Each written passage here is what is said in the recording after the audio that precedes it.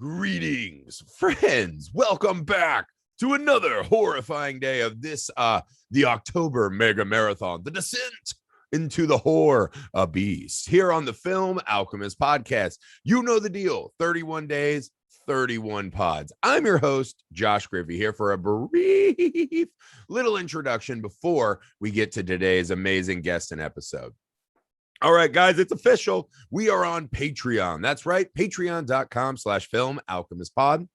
For as little as $1 a month, you can join our community over there, dip your toes in, see what we're all about. If you like what you see, as you climb the tiers, you can begin to specifically choose the movies that you would like us to discuss in our patron exclusive library. You also have the ability to vote on episodes that we cover as part of our normal curations, make extra picks for our December stocking stuffers. So a lot of ways for our patrons to get over there and help make this the show they want. And that's really what we're all about, guys. We're working hard for your money. We got some extra stuff we're working on over there, some cool new ideas for content. So again, that's patreon.com/filmalchemistpod is the best way to help our show. For those of you who do that, thank you. For those of you who are about to, thank you as well. Please make sure you leave us a 5-star rating and review wherever you find the show. Helps us to helps us defeat the algorithmic overlords, the algorithmic albino cave dwellers that are oppressing us. Our friends are cheating on our husbands. The least you can do is give us a rating and review. Please help us climb out of this hole. You can also subscribe to our YouTube channel, Film Alchemist. You can find video versions of most of our podcasts there, along with some more other content we're working on. Always cooking up ideas. That's our jam. You can email the show, filmalchemistpod@gmail.com. You can also find us on all the social media you're on. We're very easy to get a hold of. We love to hear from you guys. We love talking to you. So get at us. We appreciate all the support and help that you guys offer. All right. Enough of that business. Let's get to the horror, shall we? As if it wasn't enough. Every single day this month, you greedy gluttons. It's all right. We like it. We want it. We don't even have a safe word. That's how much we like it. All right. Today, we are discussing one of the scariest theater experiences I ever had. Today, we are talking about The Descent with our guest, Lucy Buglass, who we love. You can find Lucy on her own podcast, TV Time. That's TEA. The Time. It's a great podcast. Lucy's amazing. She's warm and she is funny. I love the way she thinks about movies. She's very insightful. She gets right to it. I appreciate Lucy a lot. There's just a glow about the Zoom and the pod when we talk to her. It's like being with an old friend, right? I love Lucy. She's unbelievable. So get at her podcast, find her wherever you can online. I'll have all that info in the show notes and description if you're on the tube. So Lucy was kind enough to join us again. We invited her back because we love her so much. She came back and she chose The Descent. Now, Alex had never seen this. I had seen it in college, and it's a hard one for me to revisit because I am portly. I am claustrophobic. So I probably am about 3 times the weight and girth of every person spelunking and getting caught in these caves. So when I saw this in theaters, I was walking the aisle. Like I actually went to that little tunnel where you dip out, right? Because I was like, I don't know if I'm going to take this. And then by the good gods, this movie turns into more of a battle royale, which is a little easier to take, but it never loses its emotional through line. I think The Descent is one of the truly great horror movies of the 2000s.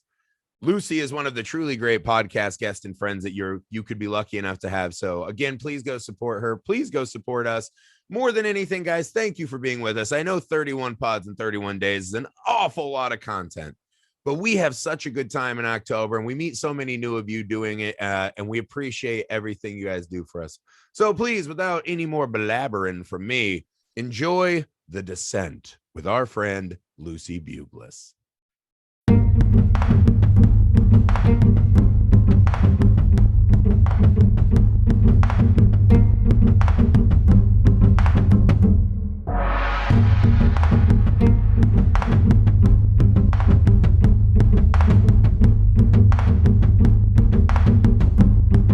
Everyone, welcome back to the show. Our good friend from across the seas, Lucy Buglass. Welcome back to the show. Yay! Thank you for having me again, guys. I'm glad that I made a good first impression. It's always an honor to join you, so thanks again. Well, thank you so much. We knew as soon as it was someone in danger from rocks, we had to call you back. So, yeah, it's my unofficial brand now. Is somebody stuck in a canyon? Yep, bring me on. That's just Yeah, how right. it is. You know your niche. Okay, before we get going here, Lucy, would you like to remind everyone what you're working on, where they can find it? Yeah, of course. So at the moment, I'm primarily podcasting, like your lovely selves. TV Time is my podcast. It's about TV and drinks, hence the name. Yeah, TEAV. Yeah, we're on a little bit of a hiatus at the moment, but we're going to come back for like an unofficial season 2. But we've covered loads of cool stuff like WandaVision, all the big ones. BoJack Horseman was a good highlight. So if you like TV, go check it out. That's the main thing I've been doing. I should be writing reviews, but haven't done many because I'm just too busy. But I will at some point. Life finds a way. Yeah, I get it. Exactly. All right. So as part of our October marathon, we reached out to our favorite friends and we invited you on the show. Would you like to tell everyone what movie you chose and why do you hate me and Alex so much and wanted to scare us? Okay. I am sorry, but trust me, I'm scared of this film too. I chose The Descent by Neil Marshall. Most people know him as the director of Dog Soldiers, but he's also a really good film. The Descent, I studied this in college, actually, when I was doing film. We were doing contemporary American horror. So we watched that in a kind of classroom environment, and I remember it just scared the shit out of me. Like, it was so scary, and I wanted to kind of share it with you guys today because it's one of the few films that genuinely like keeps me up at night, and there's not many that can do that. So yeah, if you're claustrophobic, it's not really the one to watch, I must admit. Yes, and that's what I was telling you. I saw this in theaters, and I remember I had to get out of the row and go stand in the little hallway to the door of the theater in case I had to run away and tear. Especially because I feel like I'm like 3 times the size of every spelunker in this movie. So you're like, if they're stuck, I'm dead. Alex, you had never seen this movie before, right? Nope. Avoided it like the plague. How you holding in there, man? I mean, it's I gotta be honest, it's very rare you see a movie that combines, I don't know, every single fear I have in the entire world. Yes. I mean, like, other than people dying of a miserable disease, yeah, this is pretty much that's all your of my only fears. fear that's not. That's the only one that's not in here. Like, if someone said, "Oh, also, I just found out I'm dying of cancer," I'd be like, "Wow, all right, we're just hitting all the choice notes. Great." Right. Well, that was something I had forgotten, right? Because I feel like this is a constant theme on the show now as we're getting older. You're like, hey, remember that movie that you thought was one thing when you were like in college and now is different? I forgot they just casually threw in your daughter got Final Destination at the start of the movie. Good I had God. remembered the guy dying. I totally forgot about the daughter. So that was an extra fuck you to my Saturday morning. There was another... Lucy, when you started saying you were studied this in college, I'm like, please say it wasn't film school. Like, it was like, I studied this for philosophy for like an ethics course. We're like, sweet, we have so much to talk about. No, it was just contemporary that's fair. horror in general. That's all good. Which other film we watched in, because it was kind of that and another film, but I've forgotten what that one was. But The Descent was like the one that stood out to me. Mm-hmm. Well, this is a tried and true American formula, right? This is Wrong Turn. There's a lot of these... there are wilderness people, like forgotten peoples, don't go into their area, right? The Hills Have Eyes is probably one of the scariest ones I ever saw. Yeah. But yeah, so one of the things I was thinking watching this today, right? Okay, so there's a lot to start on. Let's start here, right? I had forgotten that every single character knew exactly what was happening in that first scene, right? Once you see it in hindsight and you rewatch the opening, like Mountain Dew commercial opening, right? The Extreme Sports Buddies opening, right? When they get out of that boat, it is very obvious that everyone knows that Juno is fucking Paul. Mm-hmm. And they're all just not acknowledging the elephant in the room. And I forgot that led specifically to the impaling of her husband and kid. Because he's so distraught with guilt or just wanting to move on to Juno, that's what starts them on, he has to performatively say, I'm fine. What do you make of the movie just so blatantly telling us right off the bat that there's this underlying misery with these people? I don't know, man. Who wants to go first on this one? Why don't you go ahead, Lou? You should go first, Lucy. Okay. I put you through this, so yeah, it's fine. All right. Yeah, it's quite an extreme opening, isn't it? I mean... Like, it's not really a realistic realistic film to begin with. But like you say, it's a Final Destination. Like I have a thing where I don't like driving behind those things in case. Oh yeah, do you know what I mean? Absolutely. I don't like doing it. Yeah, it's some interesting foreshadowing because you know something's going to happen to Juno. And immediately you hate her, which is not a good start.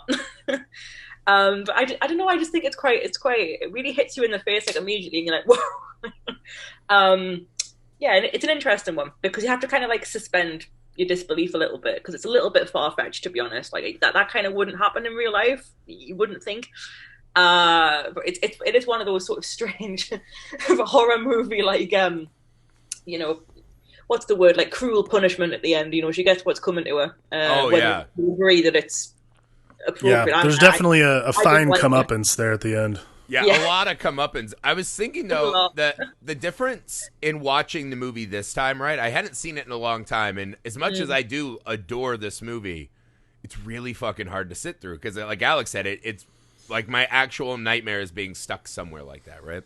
Yeah. So, but what I was struck by this time is how there's not really any kind of trick or suspense of the film. They essentially tell you right up front, this is going to go horrendously bad for everyone involved, right? And I was struck by how constantly the movie, and the opening where they kind of tell us, like, yes, affairs, dead family. It's almost like this is an addendum, right? Like an appendix to the film. And then it just starts with, you know, fun, extreme vacation friends again. And I kept coming back to why start it with such misery. And I think, Alex, that's one of the fun tools of the movie is that this is a foregone conclusion film. Yeah. Which I feel like rarely are this impactful. Why do you think that is? I mean, I think because, you know, it's interesting. Maybe it's because we tack a dead kid and parent like at the very beginning of the movie. Like that's on the scoreboard from the jump. I wonder if like, because, I mean, to me, like I cannot imagine a worse thing. I mean, obviously this movie has all the worst things I imagine, but this one's probably the worst of the worst is like being left alone away from my wife and child. Like that, I thought about that and I'm like, okay, so the worst thing now has happened. So how much worse can this get? Like how much more misery can we inflict upon these people? And like, I think that's kind of the trick of the movie. Like the movie's called The Descent. We descend almost immediately. Like there's absolutely no like pretense. So like everything's terrible, but I think it's because the way in which the terror is inflicted, it's not like there are obviously the jump scares. There's there's the like perennial boogeyman feeling throughout the movie. But I think the thing that struck me the most watching it was how, like if I was stuck in a cave with people like that, I'd be like, I would just off myself. These people are awful. Like I'd be like, I'm never getting out of here, but I'm not going to die with these assholes. Like I'm just like, I'm not going to be like that. I think is the most prevalent and persistent thing in the movie is how awful everybody is. And like every single one of these people, even our main, even the Sarah, right? The woman who loses her. What's wrong with Sarah? Nothing's wrong with Sarah, but like like you said, everybody seems to know except for her that Paul and Juno are totally banging out. Like I think she knew, because if you go back to that opening that's scene, even worse. There's a lot of side-eye happening. She's just allowed, but then that's even worse. Well, okay, but she's got a kid involved, right? So she could go straight divorce, but then you're like, or do we try it again and like join our Facebook accounts, that kind of thing that never works? You know, like there are options before. I mean, she's got a kid involved, right? Sure. I'll tell you because this is something I was going to ask you guys. Is Juno the most hateable character in any film ever, including biopics of dictators? I think Juno is the worst person who's ever been in a movie. Juno from The Descent and that German movie about Hitler that they always play, like when they have like fake dialogue over what he's saying and yelling at people in a bunker. Yeah. Is that what it is? Downfall? So yeah. Hitler and Juno. Hitler and Downfall and Juno in The Descent are the two most hateable characters I've ever seen in a movie. Yeah, and the girl who has to pet the unicorn in Legend. Those are the three most hateable. That's right. Yeah, sorry. There's Lucy, three. Is Juno the most hateable character of all time? I think she is. I think she has like pretty much zero redeeming features. And you think if you're in a friend group like that and you've got a friend who's recently grieving and you're being performative and pretending to give a shit when you've been screwing her husband, it's like, come on, man. Like that's the worst thing you can do as a friend. She's like, also just utter trash the entire time. Like going down and be like, different cave. Sorry guys, didn't bring the map. Like, oh my god, I would fucking kill. Like, I would be like, you're done. Like, we're finished with this. Yeah. I hate you. And it also feels like she does this all the time. So one lady's like, this isn't a, cave exploration. It's an ego trip. Yeah, see, that's the other thing, too. How many times has she done this? And it's been like a huge The other thing, too, this is very similar to 127 Hours in the respect of, it feels like Juno, this is almost like Juno's wet dream when this happens, right? Like, this is exactly where she wants to find herself. Because one of the scenes that I was like, you are the worst, right? So they make their little rope contraption to go across the infinite abyss, right? The cliff or whatever. And she's like, no, it's cool. I'll come behind and just do like Stallone cliffhanger moves so we can have ropes and stuff. In doing that, she falls because, of course, and slices this other lady's hand open. So the next time they need to climb, one of these women might not be able to make it because Juno had to do Juno shit. I was just looking for any scene in the movie. I was like, is there one fucking scene where she's not the most hateable? The only thing I'll give her a pass on, weirdly, is murdering Beth. Okay, cool. I was going to say, if it was going to be the part where there's another scene where they try to make, before they reveal what a piece of shit she truly is, that scene where she convinces Sarah to keep going when she's like stuck and she's having her panic attack. Was that Sarah, right? I couldn't tell. That's Beth. Beth crawls back in with Sarah. Yeah, sorry. So Beth, I get those two confused constantly throughout the movie. Until Beth dies, I have no fucking white idea. Lady names, yeah. So like standard white lady names. That scene where they try to make it seem like Juno's doing the right thing, it is invalidated almost immediately when you find out she's like totally fucked these people and not brought a map or like let them do a different cave. I'm like, cool, she sucks. Well, how about this even? Why are you wearing the fucking cheater necklace? Oh my god, on the vacation.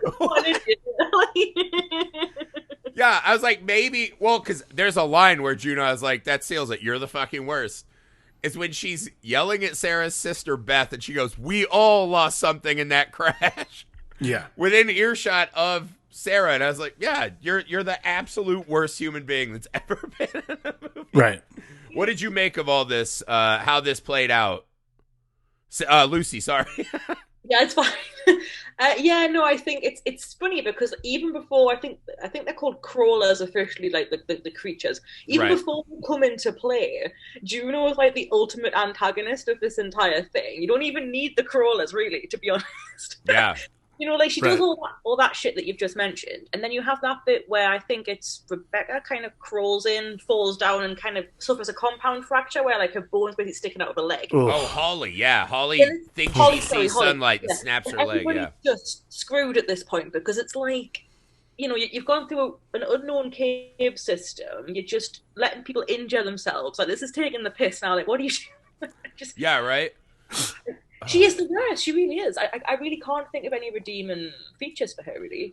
They gave her one moment, right? There's like two things they were trying to work with in the film. Is one when she's like, I won't leave the cave without Sarah. Right? The sweet irony of that by the end.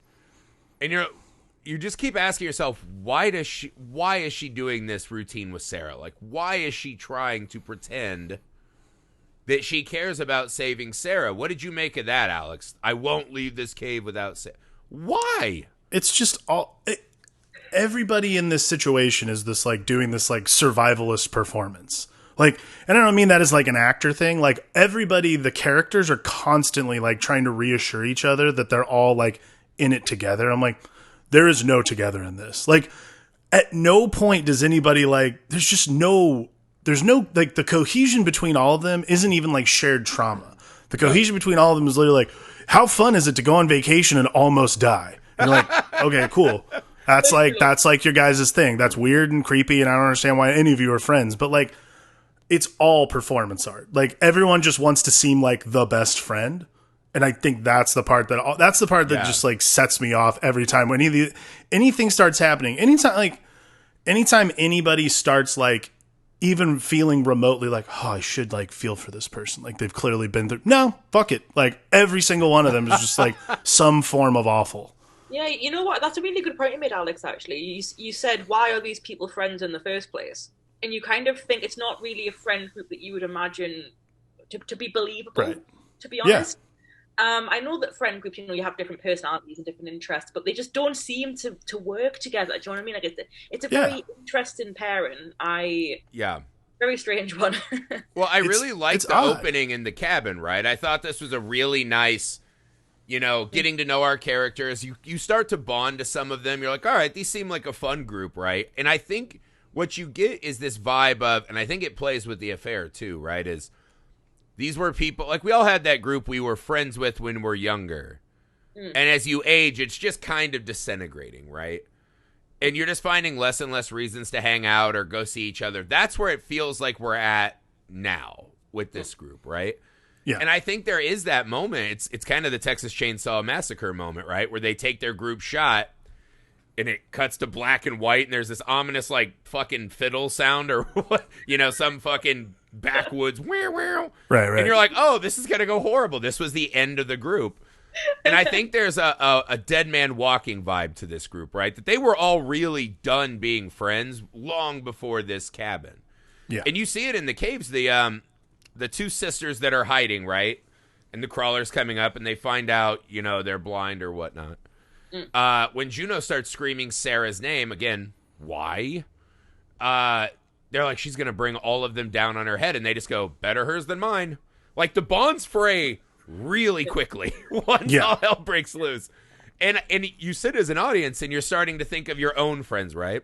We all have that annoying, like, overachiever friend who's, doing splits in our face at 6:30 a.m. Like, let's get the day started. You're like, fuck off. I'm hungover. I just want to, so you have those friends. You start putting your own people in those spots and wondering, would I take on all of these albino nightmares? Or would I also just say, you know what? We were friends in like study hall. Now I'm 40. Like, fuck you. It's the ultimate test of like survival of the fittest and kind of like, would you do something? It's the age old conundrum of the horror film. Like, would you save somebody else? Do you know what I mean? Yeah. Right. It's the kind of theory that's explored in things like Saw and things like Hostel when you're put in that position where you are encouraged to harm yourself to save somebody else. Would you actually do it? But you look at these guys and it's so self-interest. It's so, I just want to save myself. They don't give a shit about each other. They really don't. And I can't relate to that because I would probably be like the person who's like, oh, just kill me instead. Like, I'm that kind of person. These guys just aren't, you know what I mean? Like, they're just kind of like, eh. I feel like I'm the guy who'd be like, just give me 2 pickaxes and I'll try to kill as many as I can. Yeah. Because I'm definitely not trying to squeeze into a tunnel. So maybe I could like, or I'd be like, as I'm about to die, pull me backwards and use my overweight carcass to block the tunnel so they can't get to you. You know what I mean? I do something noble like that, yeah. I'd be definitely Hodoring myself so I could just be like, it's fine, guys, go on. The human shield. Yeah, use my bulbous body to protect you, Winnie the Pooh style. So I knew that Neil Marshall made this movie. I had no idea it was supposed to take place in America. Like, I did not know that when I started the movie. Oh, really? And then noted that it takes place like in like the caverns, like North Carolina or something like that, and then Appalachians. I was like, got it. So this totally goes with the maxim I always put forward. It's like nothing good happens in the South, like ever. Nothing good. This should have been stated at the beginning of the movie, like, or at the beginning of this pod even. It's just like, I have like this it's an always maxim. I've worked in the South myself. Like nothing good ever happens there. South. How dare you? Well, no, Sorry, I think just nothing good in movies happens what there. it is actually is I think the Southerners in this one are actually okay. The cave people didn't do anything wrong. Oh no, the cave people are trying to live their lives. They're doing. Survive. By the way, I was watching pretty closely because this is something I went back and rewatched some like clips and stuff. And do we ever see the crawler's feet? Because there's a shot they have, like hand feet. Well, no, there's a shot actually in the very beginning, like the first time you see one where they're crawling on the wall, and I swear I saw one of them like wearing boots. And like, look, that could be like a production, like someone's obviously not crawling around with their bare feet. But I was also the whole time that I was like, are these actually like subhumanoid people, or are they like the climbers from before who just like golemed themselves? Yeah, I think they're miners because they find cool. like the mining helmet. I think they are. That's what I think. Miners, or if not miners, they were hill folk that somehow. Yeah. Because this is the thing, right? Why did they stay in there?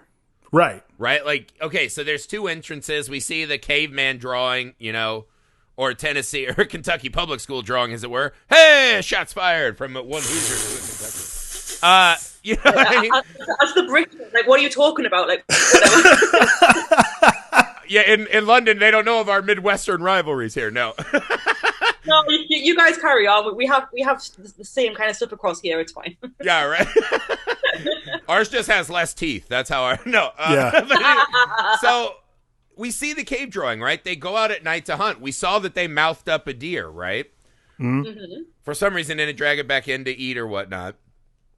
These creatures can leave the cave. The question becomes, why didn't they? Right? So if they were miners who were trapped by a cave-in, they eventually could have found their way out, right? They could have gone back to the earth. So that is something about the monsters that kind of struck me today, is that they would have evolved and stayed in there on their own accord. I thought this was a lost civilization setup, right?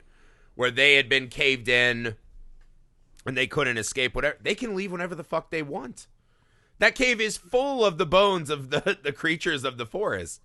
Why didn't they? And then you start getting this, it's almost this evil Little Mermaid setup. So maybe the guy wearing the boots, like, I want to go out there, right? I want to go where the people are. And so it's like this little Gollum mermaid. Right. I'd buy it. I do think. Why do you think the people are in that mountain, Alex? Why did they stay? I mean, I honestly you could chalk it up also to just another cave-in, and then they never found their way out. Like the amount of it, like, these assholes are clearly much more adventure-seeking folk. I mean, like, if you're just doing a job and you get caved in, like, a lot of the times they just leave. I'm sure there's history books upon history books saying how they just left people down there because they couldn't get to them. Well, also, we do see one of the female crawlers. Yes. And a part of my mind was on a mining crew or whoever, right? Whoever would have gone in there. So maybe it's not the miners, because they definitely wouldn't have been miners, actually. Because they wouldn't have had time to evolve this way. So this is a pre-industrial people, right? Right. Because again, like, if you had a mining crew, there probably weren't an enormous amount of women on mining crews, at the turn of the century or whatnot. This seems like they would have had to have been there for thousands of years to evolve this way, all the way to blindness. Yeah.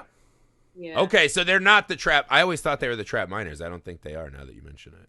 Well, the female crawler is sort of the X factor for me, because like everyone else has evolved to not need hair. Obviously, you're underground, like, so really need. See, I was thinking the opposite. I'm like, wouldn't you want all the hair to keep you warm?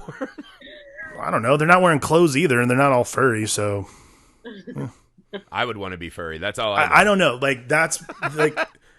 Because I hated all these people so much, my all-encompassing thoughts were like, how did these crawlers get down here? Why are they here? Like, who are they originally? Like, that kind of stuff became very interesting to me. I mean, granted, look, I hated everybody so much. Like, everyone just had a thing that I was just like, why are they there? It's the weirdest thing.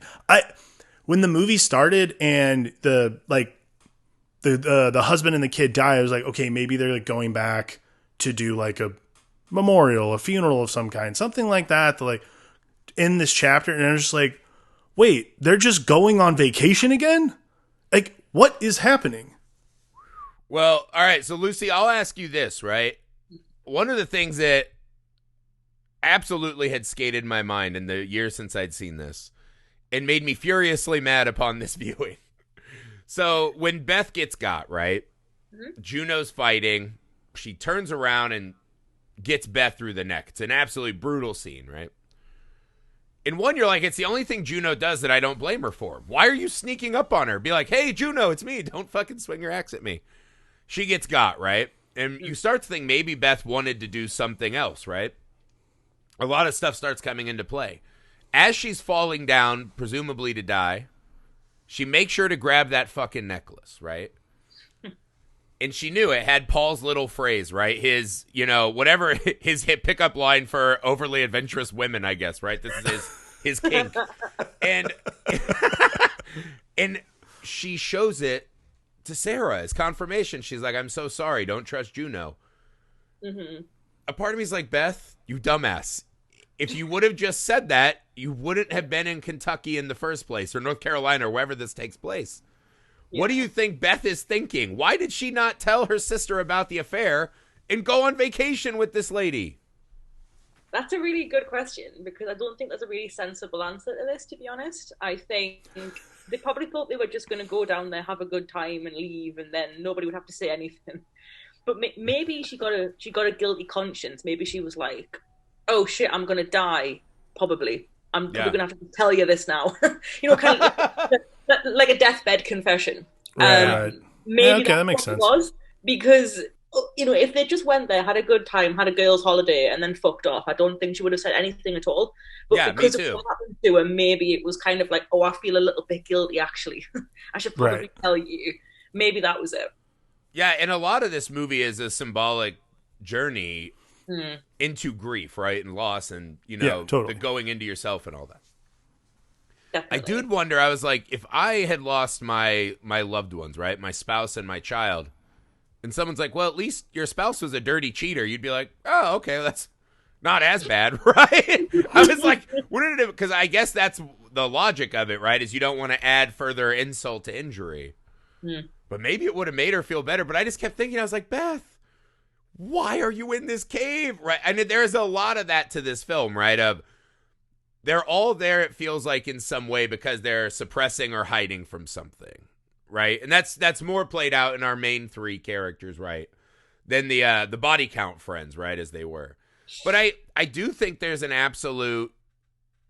I think this movie is one of the more interesting movies on just dealing with grief, right? When she's stuck in that tunnel and she's panicking and her sister's like, stop panicking, calm down. It's like, don't tell her to calm the fuck down. She's stuck in a tunnel underground. Yeah.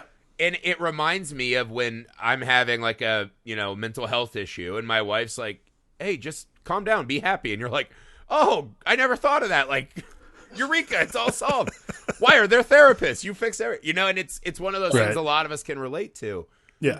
And I think this movie is actually a really awesome way to deal with what is a kind of hard, relatable thing that a lot of us go through. It's a really good journey through that. What did you make of that, Alex? Yeah, I mean, I think the metaphor makes sense. Like, yeah, it is like this journey for everyone to deal with, like, whatever form of...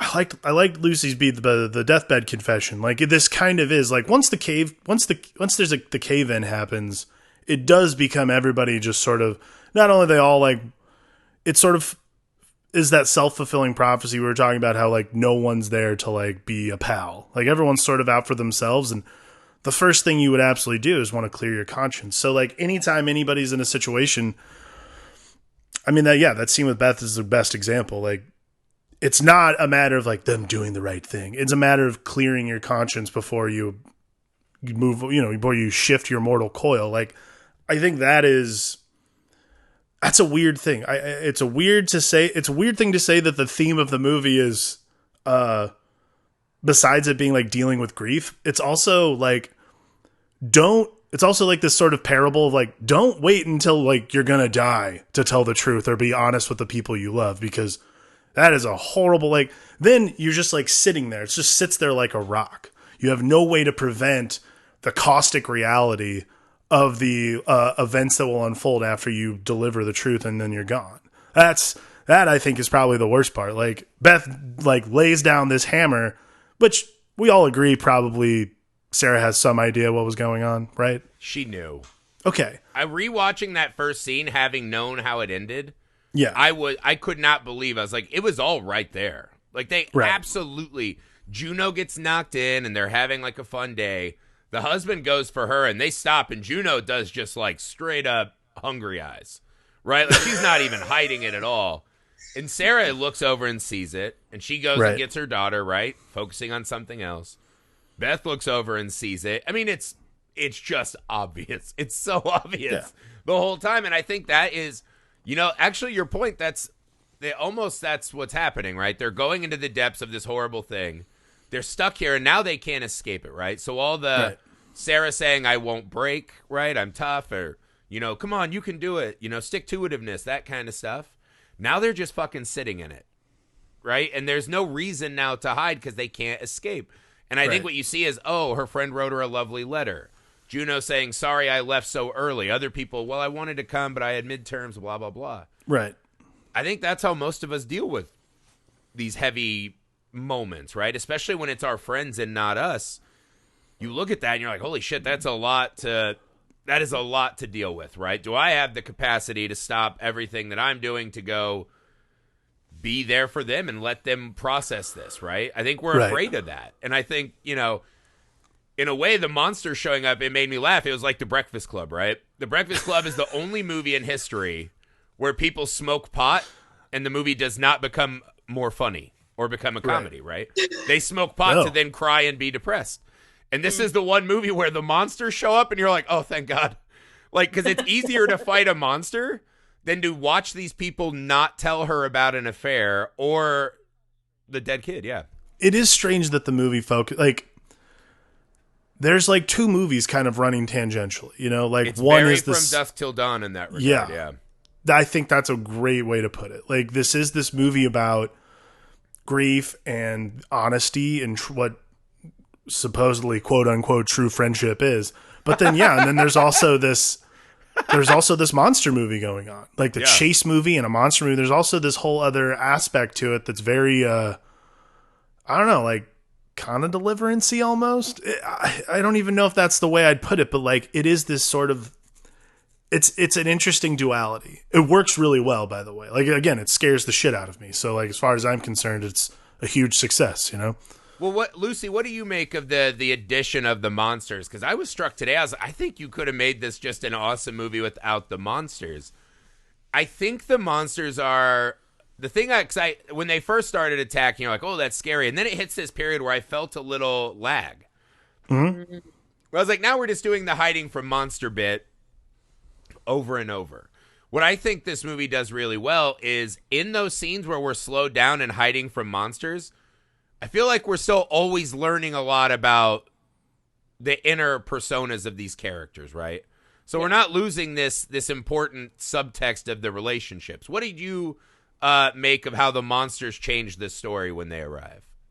I think, the monsters for me is kind of, I think I shared that scene on Twitter when they first appear in the camera, which is kind of a really impressive use of found footage. It's if I remember correctly, I think the actresses weren't aware that was going to happen. So that reaction is genuine. I read that too, right? Because that was what's his name, Ridley Scott's trick on Alien.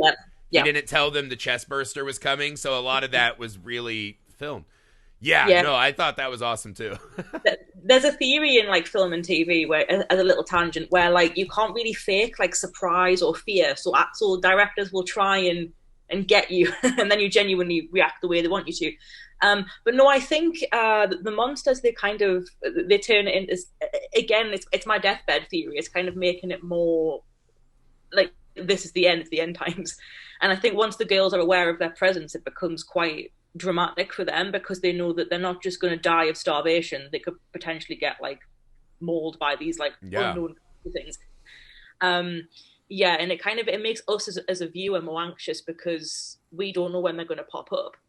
And obviously when they are aware that they hunt by noise and not by sight, they have to shut up. It's kind of like, I know A Quiet Place came several years later, but it's like the Quiet Place technique, isn't it, of kind of being like, okay, quiet, because they're basically bats, they're basically relying on sonar. So I think it's an interesting inclusion, but I'm definitely with you that they could have done it without them. They could have just been a domestic sort of storyline. But for me, it's the crawlers that make me scared because that's horrendous. The fact that these people have evolved to be like this is the scariest thing ever to me. Like anything mutated really freaks me out. Yeah, well, especially now that we've been talking and you're like, these people wanted to live like this, right? Yeah. And I think that's I'm never going to be a person who says I'd rather have the the melodrama of a lady suffering loss without monsters guy. That's just how my brain works, right? Give me some genre to make it, because that shit's really hard to watch, right? A little genre makes it so it's more palpable, right?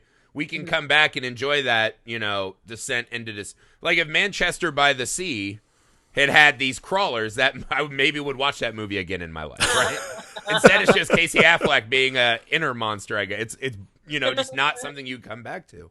So I understand. Yeah. I think they do, because I think the monsters are used to a cool effect as well, which is we just see the monsters and we immediately just assume they're horrible, scary things, right? And I love the first time we see the monsters, it's literally just the foreground. We think it's a rock formation we're looking through, and then the drool comes down, and they play it perfectly. There's no stinger, there's no scream. It's just like you're actually scared, right? Whereas the second time we see them, we get a little more of the traditional jump scare stuff as the movie goes on. But that first one with the drool is just a perfect example of just really catching you off guard, right? But I think what's funny is you start thinking through the movie, and are these even monsters? They're just creatures that have chosen to live in this habitat. There are dead bodies. We see eventually there's a pit with lots of carcasses, including other humans, but to them, they're just prey that wandered into their thing, right? If they're not dragging kids up that hill, there's probably no children or families close enough to snatch, right? So these are people who have invaded their land. And I always am fascinated by the people from the modern world run across these different versions of us and how to live in humanity, and we're like, they're monsters or they're savages, and we just start fucking their shit up. And so you start being like, oh man, maybe these ladies are the fucking monsters of the film, right? This is Omega Man, right? This man who runs from these vampiric beasts, and then he finds out he is the legend. They think he's a monster, right? That's what I actually think. That's a really cool extra layer of this film. What do you think, Alex? Yeah, no, I think that's that makes sense. I mean, to me, it's all like the further we got into the movie, and honestly, by the end, I was just like, this is like it's like people who go to, like people who disturb bat caves and shit like that. Like we're bothering them. Like, they've killed other people. Like, I think that's the kind of crazy thing. Like all the crawlers, none of them seem particularly horrifying. They're reacting to people disturbing their environment. Like, again, this goes back to what we were talking about. These people are awful. Like they're making the choice to they're making the choice to kind of like invade, and Juno sucks because it's a cave that perhaps nobody was supposed to be exploring. They just decided for everyone to explore it themselves. But like, I never felt like the creatures were like villain. Like these crawlers were not villainous or unjustified in their actions. They're literally protecting their home. It's what any animal would do. So for I don't know. It is a really fascinating. Definitely predatory, right? But it doesn't feel. They're predatory the way an animal would be. Exactly. Like there's nothing These about it ladies that's are hurting themselves on like personal attack levels. Right. There's an extra viciousness to that. These are animals that are literally right? just protecting their homes. I'm going to eat you. Yeah, that's it. It's sustenance. It's not like imagine. I cannot. It's believe not ritualistic. We didn't see a baby crawler. I'm trying to remember The Descent too, which I definitely watched. I can't remember if we ever saw a baby crawler, but that would have just hammered it home, right? Because there's that scene where Sarah murders a crawler, right, and then the lady crawler comes out and is just weeping. It's like crying, and then like a barbaric howl because her mate is dead. Right. And then she attacks Sarah. And you're like, well, yeah, fuck yeah. You just killed this lady's husband. He's just out like gathering moss or whatever you do in this society. And you just walked in and fucking beat him to death. And there is that weird extra level to this, right? What do you think of that, Lucy? Yeah, no, I think this is a really good point. I think, you could argue in many films where you kind of have like an animal antagonist or something, or like you said, like a kind of, a cult or something where they're just living. Like you've infiltrated their habitat. So like, what do you expect's going to happen? Do you know what I mean? Like, you have this like emergence of like shark movies where it's like, we're not supposed to be in the ocean. Right. Absolutely. That's not where we belong. Otherwise, we have gills. You know what I mean? Like it's an interesting sort of like theory, kind of like who is the villain in this situation, really. Yeah. I don't think the crawlers are particularly villainous. I just think they're a bit pissed off that people were in their cave. To be honest, somebody fucking stepped on their somebody like it's. Yeah. I texted Griffey while I was watching this. I'm like, this is like 6 Goldilockses walking into the 3 Bears house, and the 3 Bears come home, and like all 6 of them have just like trashed the house, and like the fuck, man, like that's. Like this is like, purely a giant Goldilocks and the bears, 3 we're gonna Bears fucking situation. Eat you. Yeah, I'm going to fucking eat you now. Like, oh, sorry, I'll get out of here. Like, no, you're dinner. Like Is it that's Jaws' fault that kid swam right into his mouth? No, it's not. But see, Lucy's right though, and this goes. I say this about movies where people go on boats, any kind of thing. Like, By the way, ocean speaking doesn't. of crawlers, look at my dog in the background. If you're on YouTube, Jesus Christ, he always sleeps like a possessed crawler. Look at him. Neither here nor there. Fair. But that's like boat movies, movies where people go out into the ocean, like Jaws, like any of that. We're not meant to be in the water. Everyone needs to like stay out of the ocean. The ocean does not want you, and That's yet true. we constantly are doing that. Just like it's the same thing for the Descent, though. Like they didn't scout those caverns because maybe they didn't think it was a good idea to go down there. Well, There she you go. didn't file the rescue plan on purpose, right? And I don't Yep. think she really... Is this truly a cave that's never been explored? No. How the fuck did she find it? People knew this shit was here. People knew it was there. She just like She makes an ordeal of it. There's like another cut of this where it's revealed that Lucy or that Juno totally. Sorry, you're Lucy. That Juno totally knew. No, it's fine. Lucy made us watch The Descent, so that's why I'm. You're harboring ill wills now? Juno totally knew what was going on, and like just purposely did this. Like, there's another cut of this movie where she's just like completely like they had to like unvillain her just a touch, but that would be like the truest villainy. Yeah, I think they did a bad job if that was their... She's the most villain. That was the least they could do for her. I think it gets back to this, and this is something we all deal with. We all have those friends that live for the gram, as they say, right?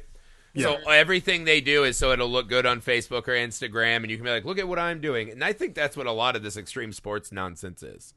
It's like, oh, look, you went to a bed and breakfast and read a book, on a porch by trees. Good for you. I spelunked, right, and found a cave of albino monsters. And you're like, yeah, okay, good for you. I think that's what it's all about. And that's something that's become even more kind of prescient as the movie's aged, is now that more and more of our friends live for this kind of fake social media life, you start seeing the cost of that, right? Like, there are a lot of, I read a whole story about these influencers that go to like third world countries and just take pictures of like, oh, I gave this, person a bite of my sandwich and shit. And it's like, what are you doing? You're garbage. Yeah. And I think that's kind of what's happening in this movie. Inadvertently, I'm not saying Juno's going down there to like, pretend she's on a charity mission, but they are just tromping through these people's homes. They're just traipsing through someone's house, though. It's the same thing as people, and it's ignoring the sad reality that they all won't talk about, right? This giant fucking blind white elephant in the room is this thing that's happened and that they don't really want to be around each other. So why not take it up a notch to the extreme so we can pretend what we should actually be fucking dealing with? Right. All right, so let's talk about Sarah's ending here. Alpha Sarah, as I call her, right? Yeah.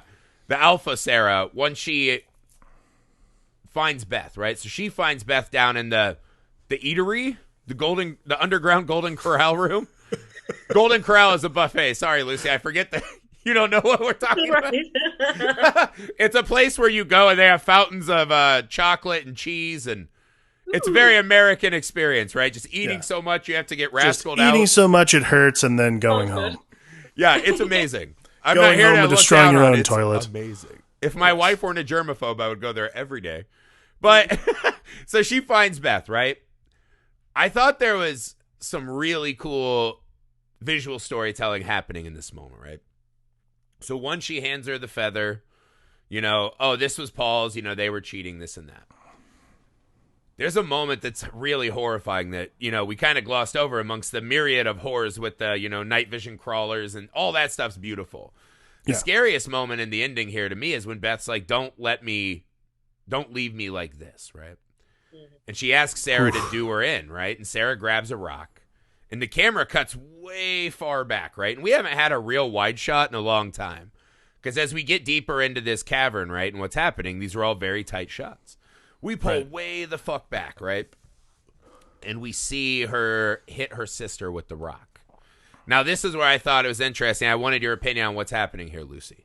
So from that shot, right, the thud, the camera cuts in tight, and there's a look on Sarah's face that's, I wouldn't say blank, because it looks like there's something roiling under the surface, right?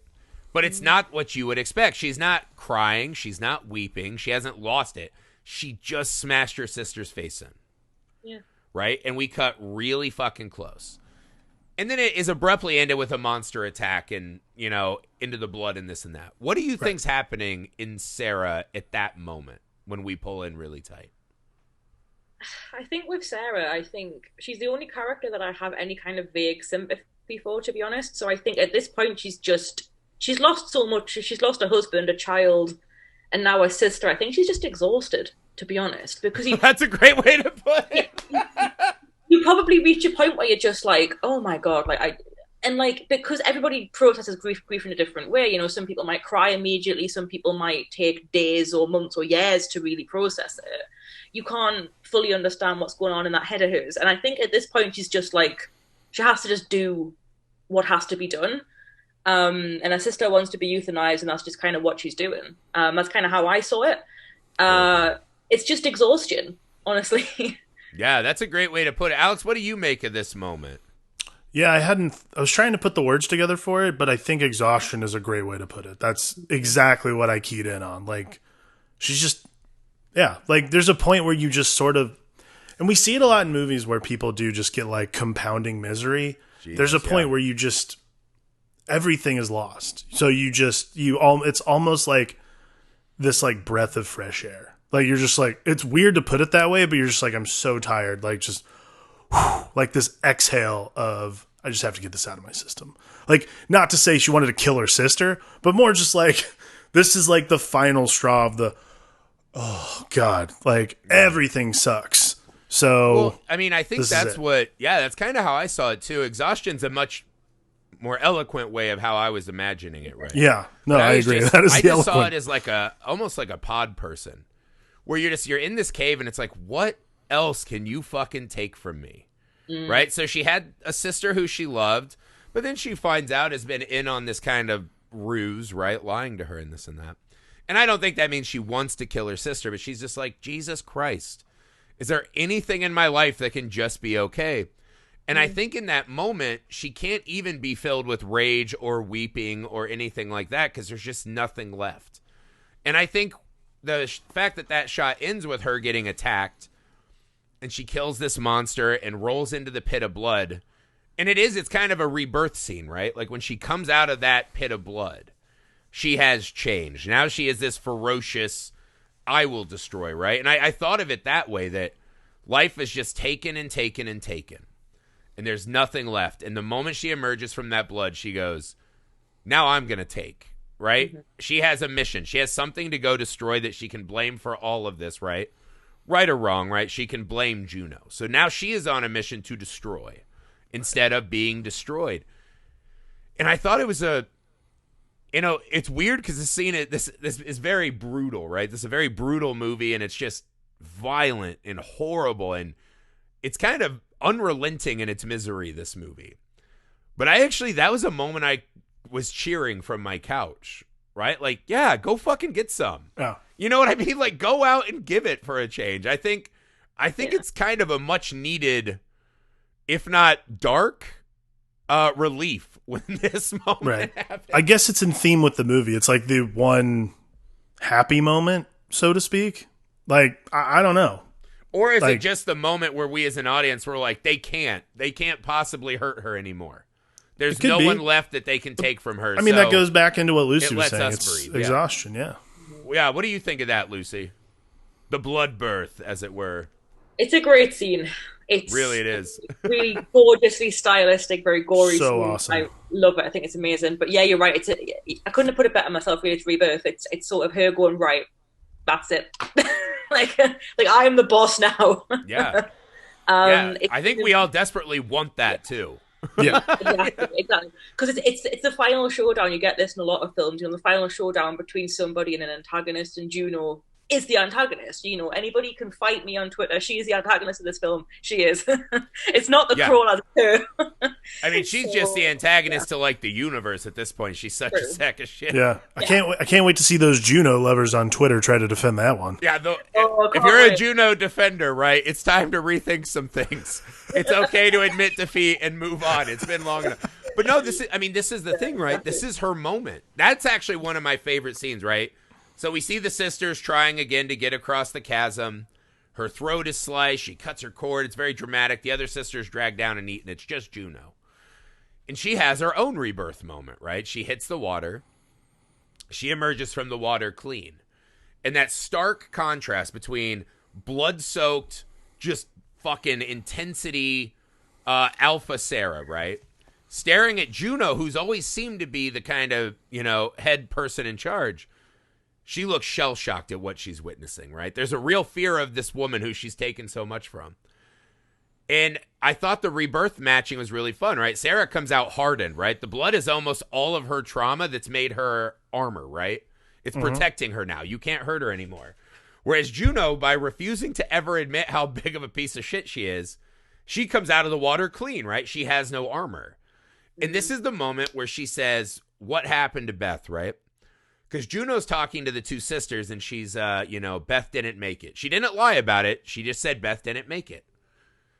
When Sarah asks her, she says, Beth died. Did you see her? Yeah. Why does she not just tell Sarah, I accidentally hit Beth? I was scared. I was fighting. I did it on accident. She fucking refuses to take responsibility for herself. And that's why her rebirth is she's constantly able to rewrite in her mind that she's not responsible for this shit. So that's why she has to suffer in this ending.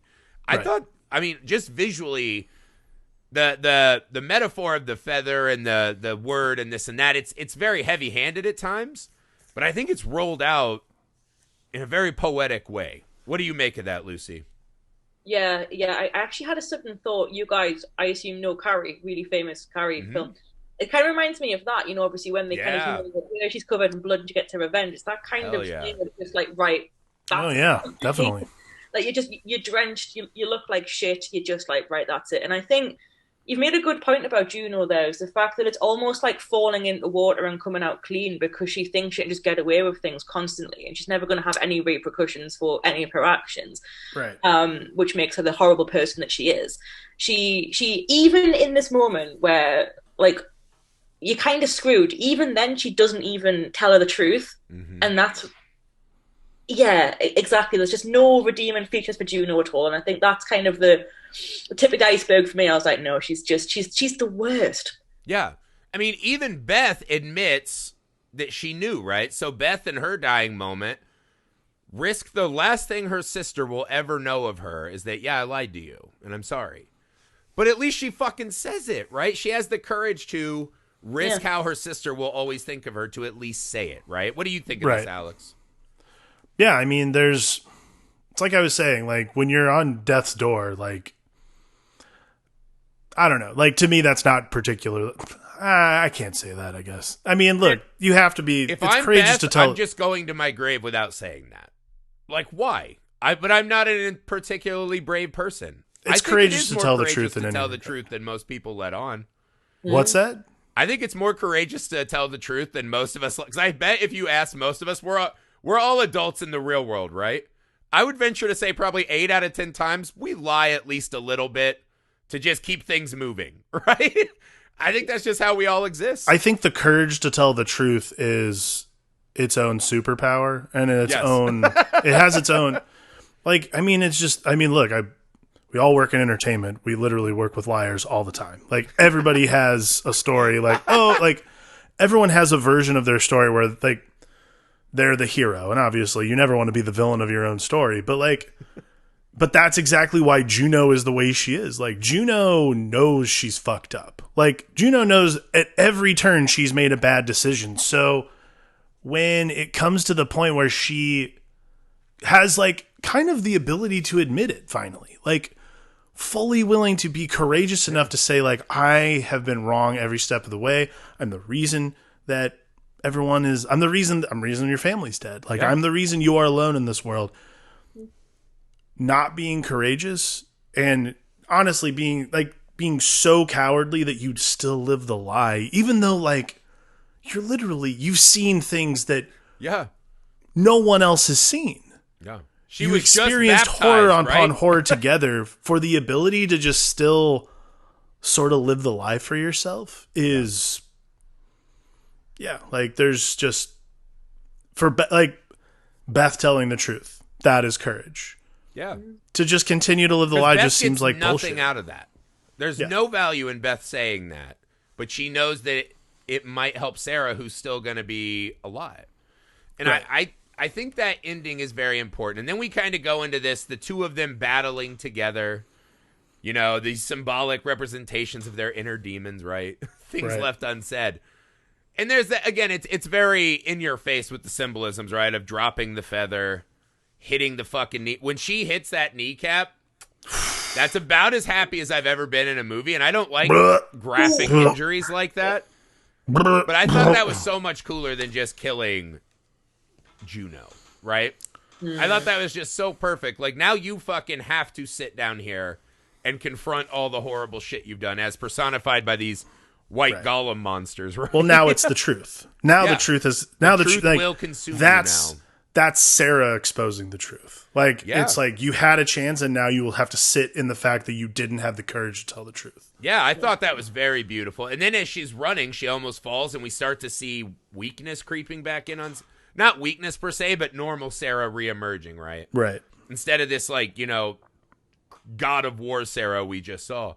And as she's scrambling up that hill, right, on the pile of these dead bodies, I just love that shot. I think the symbolism of that's really cool. And I think a lot of people would say the ending of the film is not extremely interesting, right? Which one? So she runs out. Yeah, There's see, I two. like the second one better.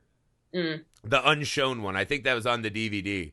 But her just Is that her the going is that there the and then seeing Juno's ghost is how the theatrical ended, right? right? Yeah.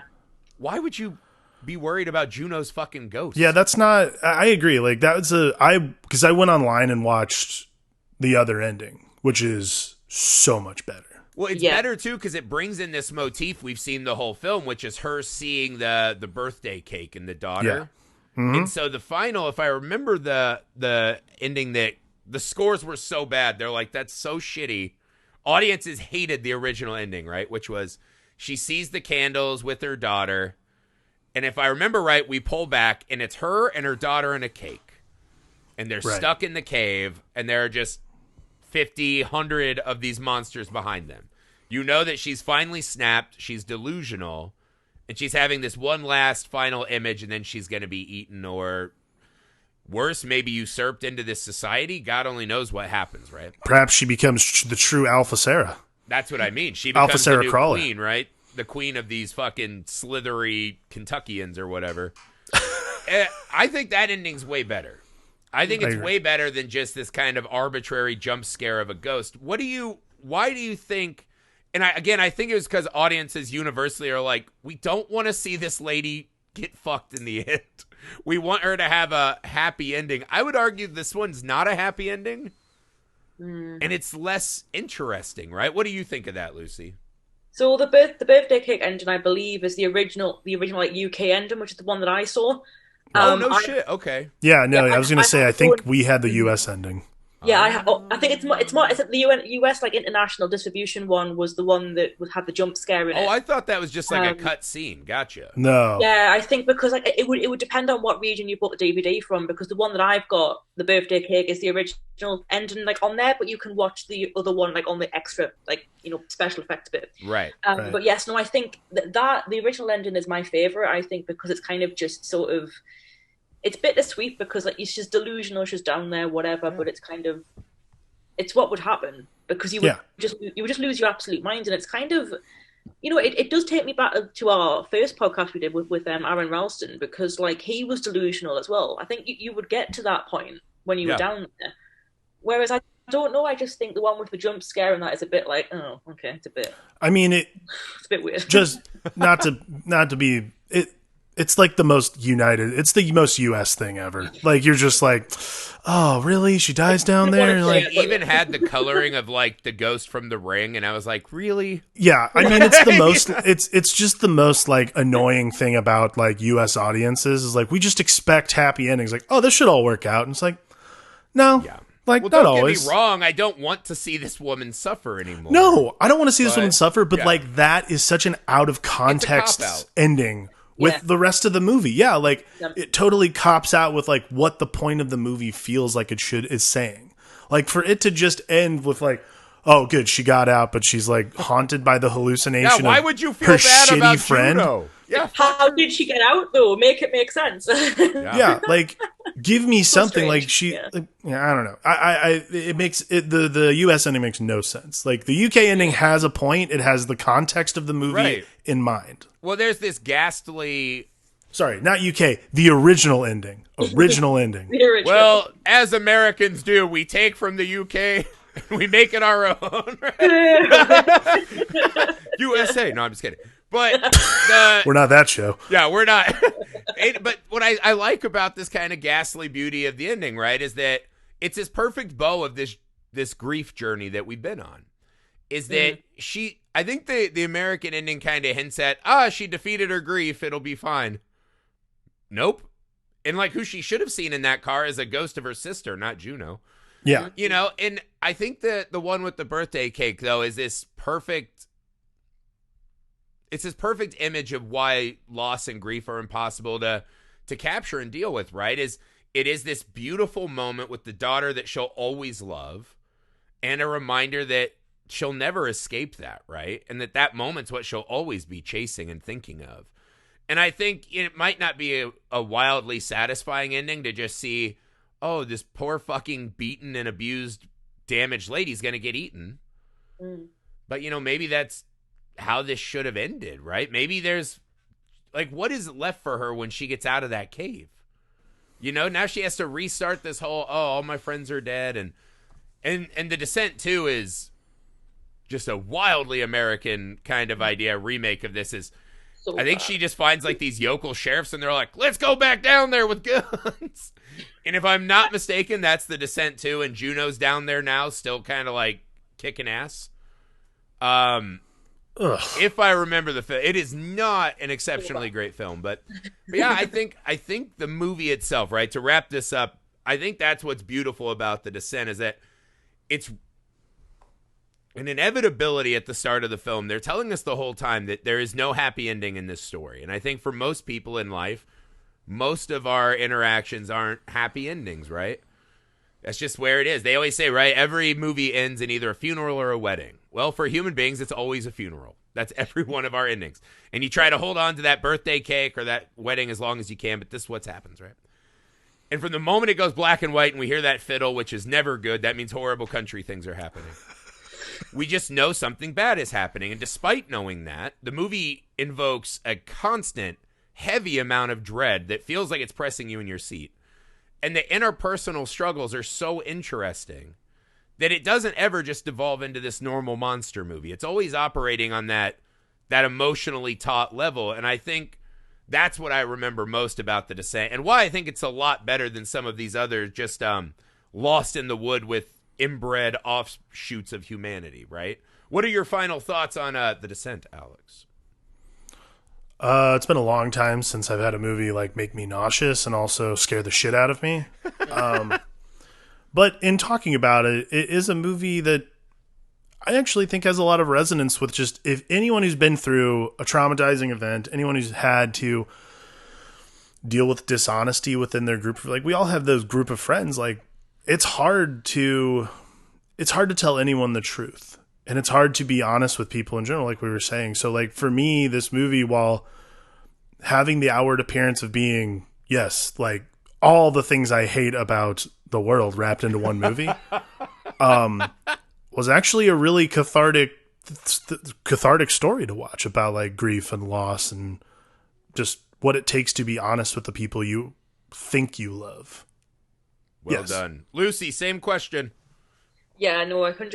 It's a very cathartic film, and I think the fear comes from how believable it is. I think if you were stuck down there confronted with your own thoughts and confronted with your own guilt, it would be quite the perfect experience. And then when you add the crawlers into the mix, it's kind of your absolute worst nightmare. I think it's a great film. It's a great piece of work. I think it's one of the better horror films out there, to be honest with you. The sequel didn't need to exist, but we can just not talk about it. In a world where it was going to exist, I wish they would have done better. That's in a world where sequels go so well. Yeah, there's so many great sequels. But no, it's a great film, and I think I would recommend it to anybody kind of dipping their toes into the horror genre a little bit, because you'll get a lot out of it, I think. That's great. I agree. Well, Lucy, we want to thank you so much for making the time. You're always welcome. You're an amazing guest and friend. Thank you. Thank you. No, I love to be here, so thanks, guys. I really appreciate it. Awesome. Would you like to tell everyone one more time where they can find you? Yeah. So my main Twitter account is at Lucy Jade Buglass, or you can follow me on my TV Time podcast at TV Time Pod, all on Twitter, because I spend all my life on Twitter, basically. Awesome. And we'll make sure to have links to everything in the show notes, guys. Again, thank you, Lucy. The Descent was amazing. Stay with us, guys, because in this October, every single day a new pod. 31 days, 31 pods. We know it's a lot. Thank you guys for spending all the time with us. Go find Lucy stuff and become her friend as well. We'll see you guys tomorrow. Bye.